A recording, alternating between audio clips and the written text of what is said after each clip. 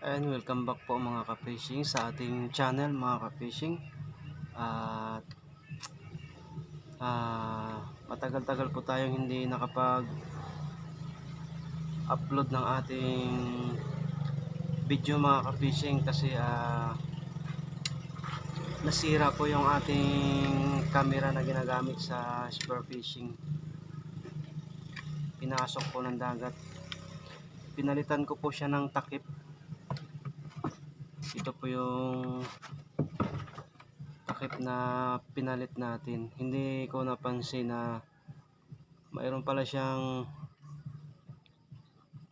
awang dito sa gilid, kaya dito dumaan yung dagat.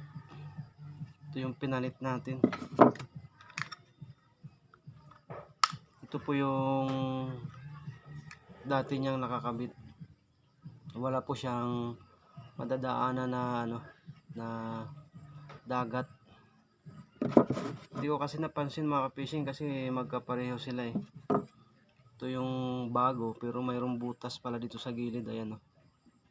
Makita nyo po. Kaya nasira po yung ating ikin porky. Kaya pinag-ipunan ko po ito mga ka-fishing para lang makabili ng magagamit natin sa pamamana, pero wala.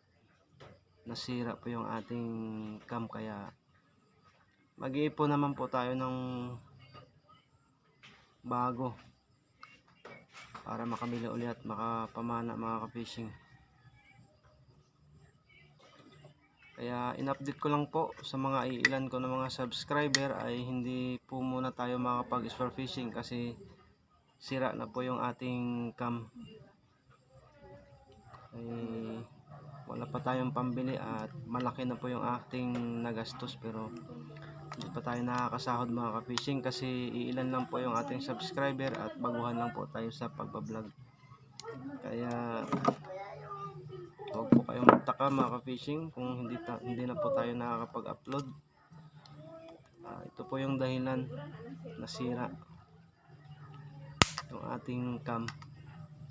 Yung isang camera natin na GoPro ay nabinta ko na rin dahil sa pangailangan ng pera, panggastos.